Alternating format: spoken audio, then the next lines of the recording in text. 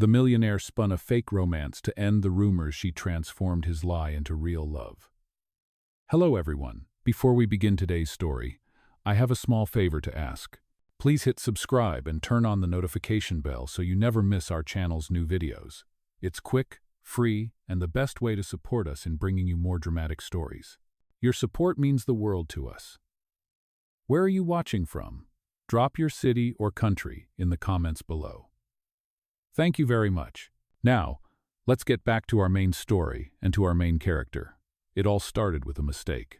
A crowded restaurant, warm lights bouncing off crystal glasses, and a girl nervously clutching her phone as she searched for her table. Her name was Emma Brooks. She worked double shifts at a small diner downtown, trying to keep up with rent while saving for her dream an art studio where she could paint again. That night, she wasn't there to meet anyone famous or powerful. She was there for a blind date her friend had set up. "Table 7, she murmured, scanning the room. Then she saw him, a man sitting alone, sharp suit, calm posture, eyes that held a quiet confidence. She walked up with a nervous smile. "Hi, you must be Kevin." The man looked up, confused for a split second, then smiled faintly. "Right, Kevin." What Emma didn't know was that this man wasn't her date. His name was Liam Parker, CEO of Parker Technologies, one of the biggest tech firms in the country. He had just canceled a meeting after another scandal hit the tabloids, rumors of an affair. A mysterious woman. Whispers that threatened his company's clean image. But when Emma appeared, flustered and genuine, something about her grounded him. For once, she didn't look at him like a headline. She looked at him like a person. They talked for hours. She told him about working late nights, about her mom who used to paint, about how she felt invisible in a world that moved too fast. Liam listened, really listened, and for the first time in a long time, he felt something shift inside him. When the waiter cleared their plates, Emma finally realized her mistake. "Wait, you're not Kevin?" Her face flushed red. Liam smiled gently. "No, but I'm glad you sat here." She stammered an apology and hurried out into the night rain, mortified. But that night, Liam couldn't stop thinking about her. She was everything his world wasn't: simple, honest, unpolished, real. A week later, as the tabloids grew louder, Liam made a decision that would change both their lives. If the world wanted a story, he'd give them one. A fake one. He tracked her down at the diner, still wearing her worn-out apron and a tired smile. "Emma Brooks?" he asked, catching her during her break. She blinked, startled. "You're the guy from that restaurant." "Liam Parker," he said, extending his hand. "I need your help. It's not what you think. I need someone genuine to stand by me for a while." She frowned, unsure. "Stand by you? Pretend to be my girlfriend," he said simply. "There are rumors. I want them to end." Emma laughed in disbelief. "You want me to fake date you? You're serious?" He nodded. "I'll make sure you're compensated, of course. But more than that, I need someone I can trust. Just for show." Her mind spun. It sounded ridiculous, but the truth was, she could use the money. And something in his tone, sincere, almost vulnerable, made her pause. "Okay," she finally said, her heart pounding. "But this is just business." "Of course," Liam said. But as their handshake sealed the deal, neither of them realized that what began as a lie was about to turn into the most honest thing they'd ever feel. It had been a week since that strange deal began, and Emma still could not believe she had agreed to it. Every morning when she tied her apron at the diner, she asked herself if she was out of her mind. A fake romance with a millionaire? It sounded like something out of a movie, not her life. But every time her rent notice glared at her from the kitchen counter, she reminded herself why she said yes. It was just business, nothing more. That was what she told herself over and over. Liam Parker, however, was nothing like she expected. He did not treat her like an employee or a prop in his public show. He was polite, considerate, and surprisingly down to earth for a man whose face was on magazine covers. Their first public appearance together was at a charity brunch downtown. Cameras flashed the second they arrived. Emma's heart pounded so hard she could barely smile. Liam leaned closer and whispered, "Just look at me. Ignore everything else." His calm voice steadied her, and for a moment she forgot about the crowd. The photos the next day told a perfect story. Tech CEO finds new love. It was exactly what Liam wanted. The rumors stopped. The company's stock steadied. On paper, the plan was working. But for Emma, it felt more complicated. After each staged appearance, Liam would walk her home. Sometimes they would grab coffee, and she would end up laughing more than she had in months. She began to see him not as the powerful man everyone worshipped, but as someone who carried his own loneliness quietly. One evening, after a long photo shoot, they stopped by a small cafe. It was nearly empty, the kind of place where nobody cared who Liam Parker was. Emma took off her heels, groaning. "I am not made for this life," she said, sipping her coffee. Liam smiled, loosening his tie. "You are handling it better than most people I know." She raised an eyebrow. "Including you?" He laughed, the sound warm and unguarded.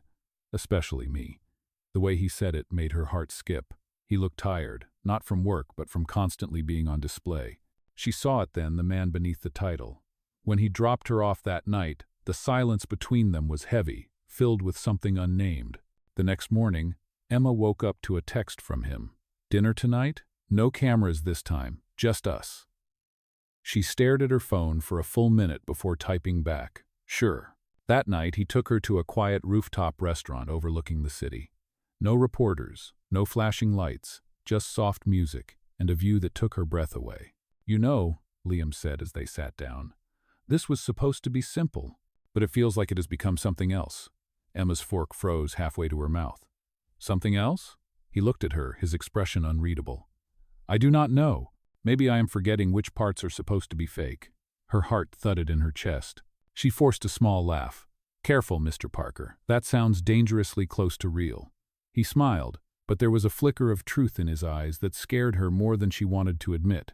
For a moment she saw the possibility of something genuine, and it terrified her. After dinner, as he walked her to the car, the wind tugged at her hair. "Emma," he said quietly, "thank you for doing all this. You have no idea how much it helps." She looked up at him. "I am just doing my part." He hesitated, then smiled faintly. "Yeah, right." That night, Emma lay awake replaying every word. She told herself it was only a contract, a temporary arrangement. But her heart was already breaking the rule, because somewhere between pretending and smiling for cameras, she had started to fall for him. And deep down, she feared he might never see her as anything more than the perfect lie she was paid to play. It had been 3 weeks since Emma had stepped into the role of Liam Parker's pretend girlfriend, and somewhere along the way, pretending had started to feel dangerously real. Every event, every glance, every quiet moment in between blurred the lines between their agreement and something her heart could no longer control. She told herself it was just part of the job, that her growing feelings were a side effect of spending too much time in his world. But deep down, she knew better. The truth was, she was falling for him, and there was no contract clause that could protect her from that. Liam, on the other hand, seemed to change too. He was still the polished CEO the public adored, but around her, he was softer. He laughed more. He stopped checking his phone every 5 minutes. Sometimes, he even forgot about the cameras completely. One Friday evening, they attended a charity gala together. Emma wore a pale blue dress that Liam's assistant had helped her choose. When she stepped out of the car, flashbulbs exploded like fireworks, and for the first time she did not freeze. Liam offered his arm, smiling proudly, and whispered, "You look stunning." "Thank you," she said softly, trying to hide her blush. Inside the ballroom, the music swelled, glasses clinked, and the hum of conversation filled the air. Liam moved through the crowd effortlessly, shaking hands and greeting investors. But he never strayed far from her. When a reporter approached them with a microphone, Emma tensed. "Mr. Parker," the woman said brightly, "you have been in the spotlight quite a lot lately. Should we expect wedding bells soon?" The question hit Emma like a jolt. Before she could react, Liam's arm tightened around her waist. "We are just taking things one day at a time," he said smoothly, his eyes meeting hers with a hint of playfulness. The crowd laughed, the reporter moved on, and Emma's heart raced. He was a master at this, graceful under pressure, charming without trying. But later that night, when they were alone on the balcony overlooking the city, the charm melted away. The city lights shimmered below them, and for once, there were no cameras, no questions, just silence and the sound of wind between them. "You handled that well," Liam said, leaning against the railing. "I almost froze," she admitted, smiling faintly. "You make it look easy." He looked at her then, really looked, and for a moment she forgot to breathe. "You have no idea how much easier you make this," he said quietly. Her heart skipped. "Liam." "Emma, I know what we said," he interrupted softly. "This was supposed to be for show, but lately I cannot tell where the lie ends and where the truth begins." She stared at him, her pulse pounding in her ears. Part of her wanted to believe him, to let those words wrap around her heart and stay there. But another part whispered that this was exactly what she needed to avoid. "Do not say things you do not mean," she whispered. "I mean every word," he replied. She turned away, unable to look at him. "You have an entire world watching you. Maybe you are just tired of acting." He took a slow step closer, his voice barely above the wind. "Maybe for once I do not want to act." The distance between them shrank until she could feel his breath against her hair. For a heartbeat, she thought he might kiss her. Instead, he reached up and gently tucked a loose strand behind her ear. "Good night, Emma," he said softly, before walking away. She stood there long after he was gone, staring out at the glowing skyline, her chest tight with a feeling she could no longer name. That night, she lay awake replaying every second, every word. Somewhere in the middle of pretending, something real had started to bloom and she had no idea how to stop it. And as much as she tried to convince herself otherwise, one thing was clear. This fake romance was no longer just a story for the cameras. It was becoming the most dangerous truth she had ever known. The days after the gala felt like a blur for Emma. She went back to her routine at the diner, hoping the familiar rhythm would steady her thoughts. But every time she wiped down a table or poured a cup of coffee, her mind drifted back to Liam on that balcony. His voice, his eyes. The way he said he did not want to act anymore, it replayed in her head, like a song she could not turn off. She had told herself to keep her distance, to remember that this whole arrangement had an expiration date, but it was becoming harder with each passing day. Especially because Liam would not stay away. He started showing up at the diner unannounced, dressed simply, no entourage, no driver, just him. The first time he did, her co-workers nearly dropped their trays. "Mr. Parker, can I get you something?" Emma had asked, her heart pounding. He smiled. "Just coffee. Black." When she brought it over, he looked up and said softly, "I missed your coffee."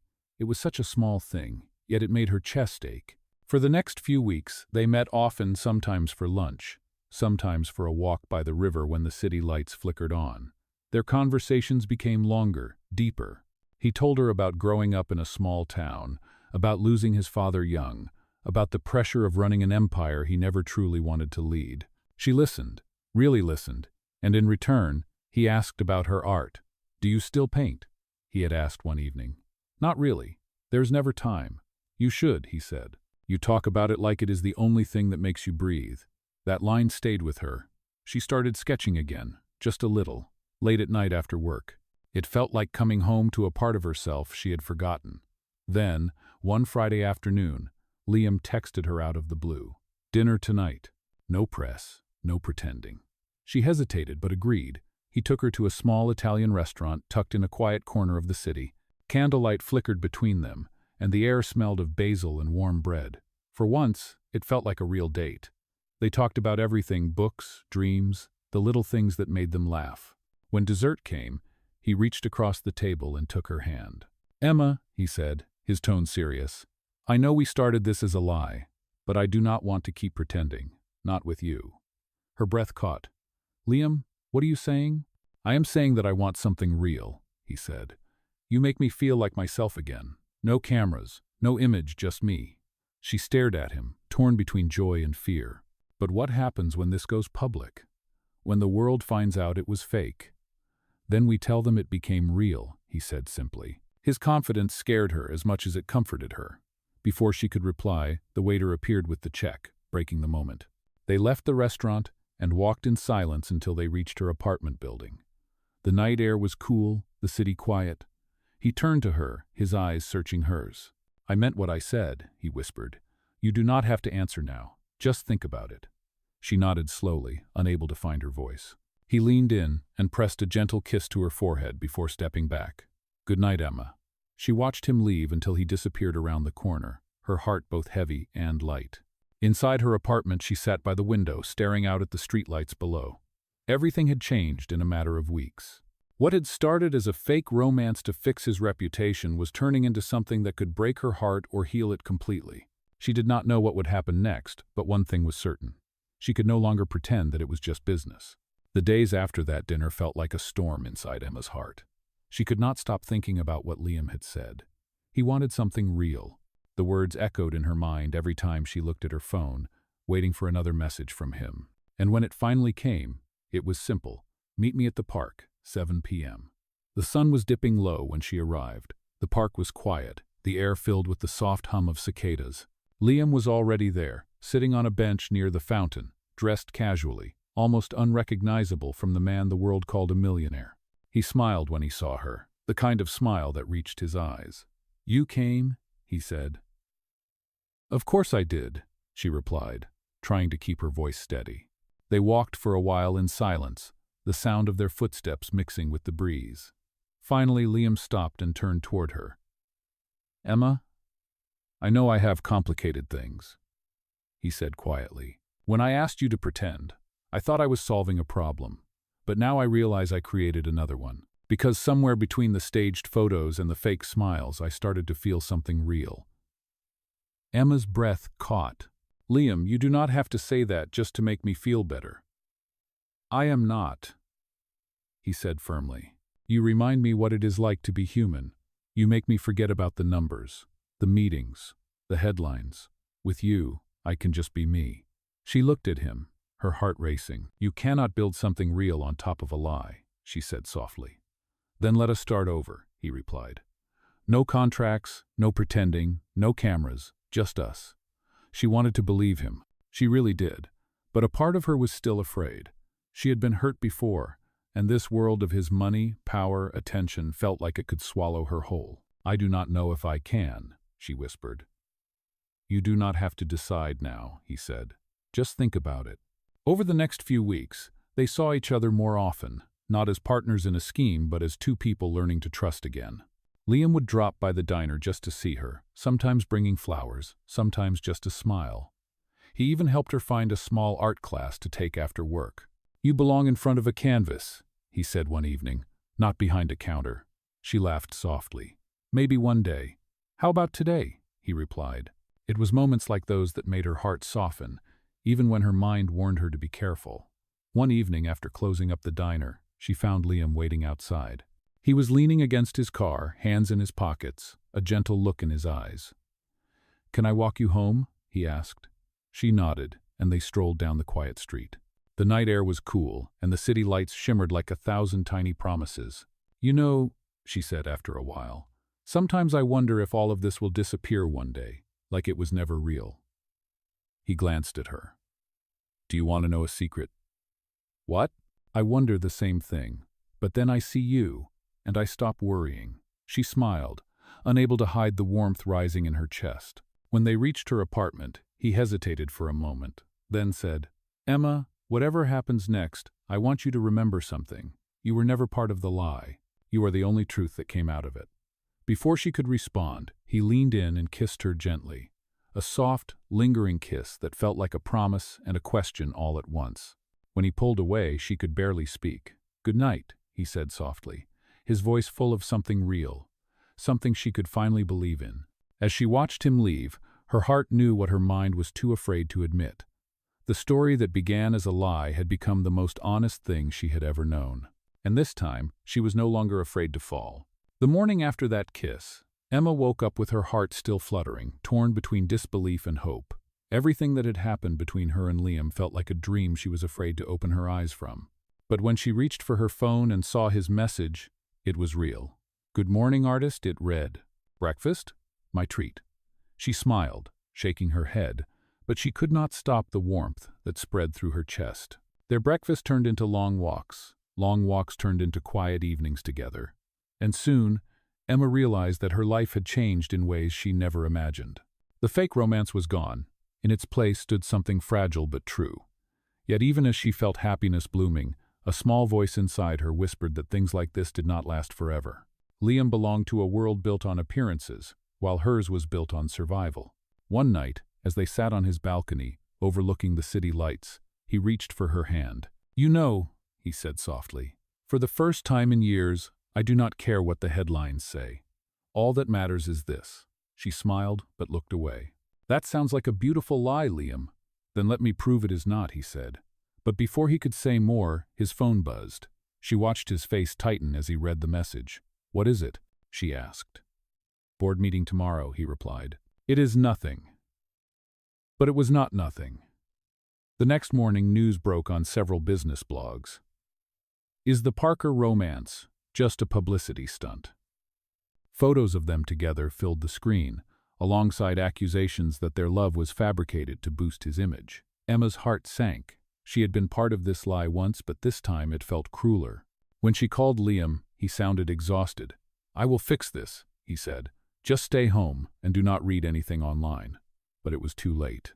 The story had spread everywhere. Customers whispered at the diner. Reporters called her phone, and even her co-workers looked at her differently. She could feel the weight of their judgment pressing on her chest.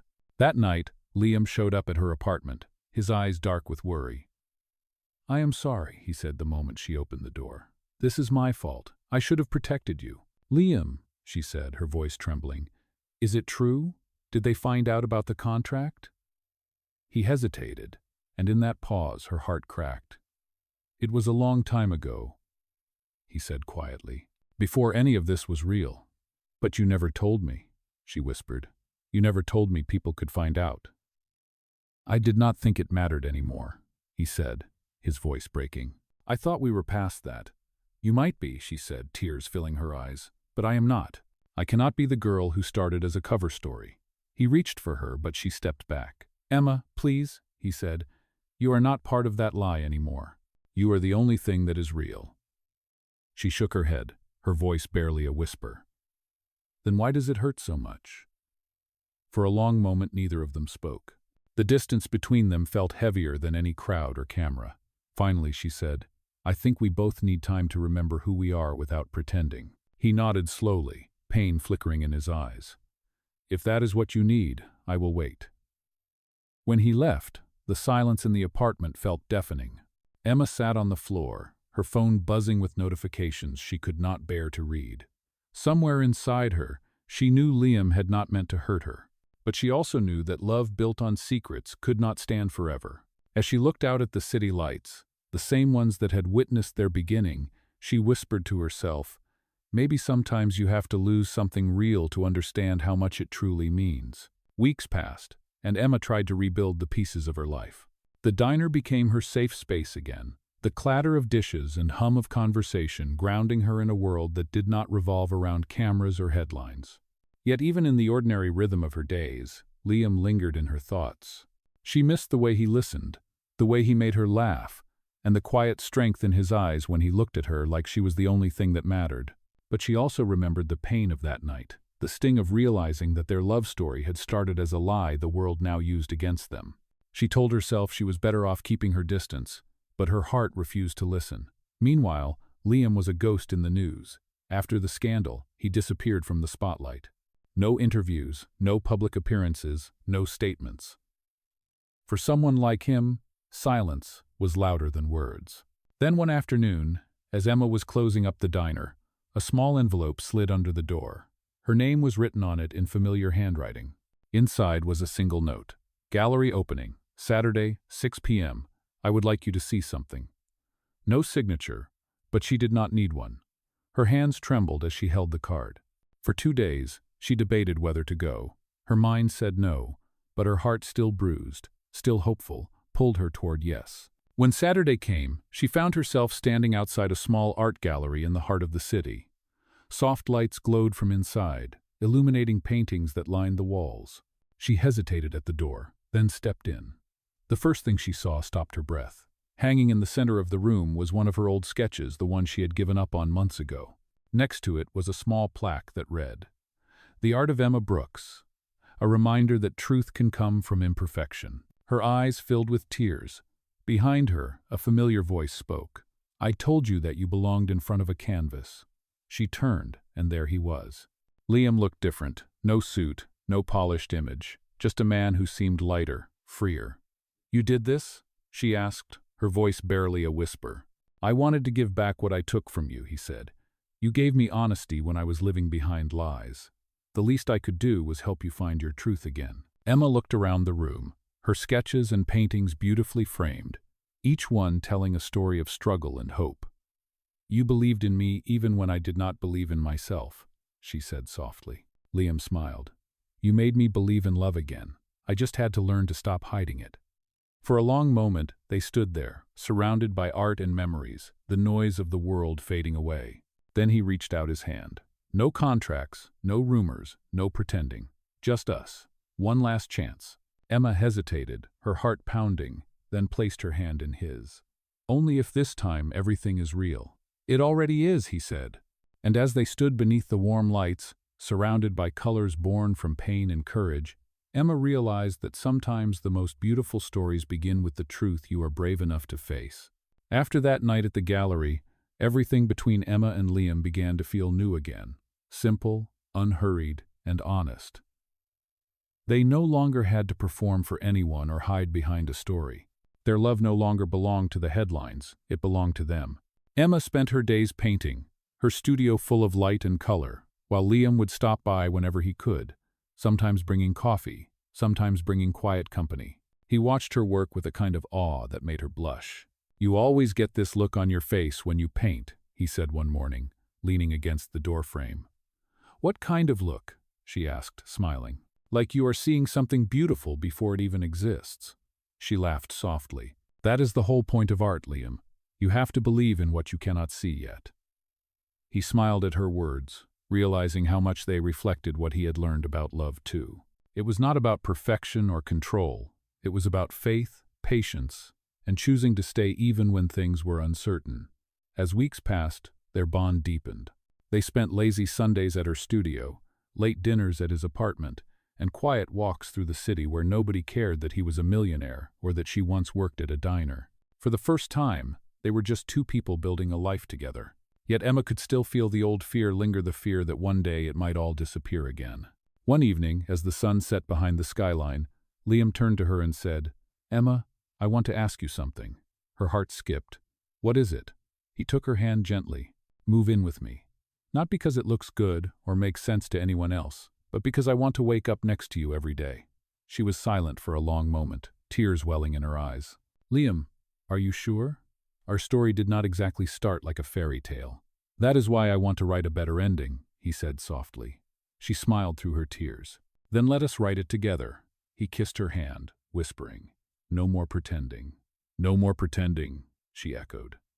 And in that quiet promise, the past no longer mattered. What began as a lie had become something real, something lasting. As the city lights shimmered around them, Emma knew that for the first time her heart was exactly where it was meant to be. Months later, the gallery that once marked their reunion became the place where their story came full circle. It was the one-year anniversary of Emma's first exhibit, and this time the night was brighter, warmer, filled with people who came not for gossip or curiosity, but to celebrate art and love that had endured. Emma stood in front of a new painting, a portrait of two hands reaching for each other across a blur of color, titled Truth in Bloom. Liam stood beside her, his arm wrapped gently around her waist. "You did it," he whispered. "We did it," she corrected, smiling up at him. Cameras flashed, but for once, neither of them cared. This time, the lights felt different.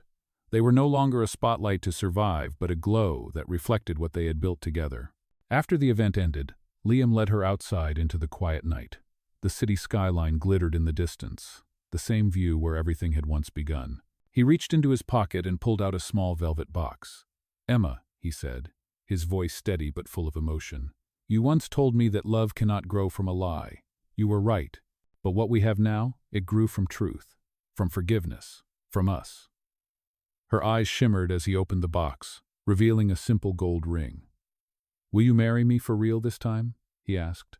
Emma felt her heart swell, tears spilling over as she nodded. "Yes," she whispered. "For real." He slipped the ring onto her finger and kissed her hand, the world around them falling away. In that moment, there were no cameras, no contracts, no pretending, only two hearts that had found their way back to each other. And as they stood beneath the city lights, Emma realized that sometimes, even the biggest lies can lead you to the truest kind of love.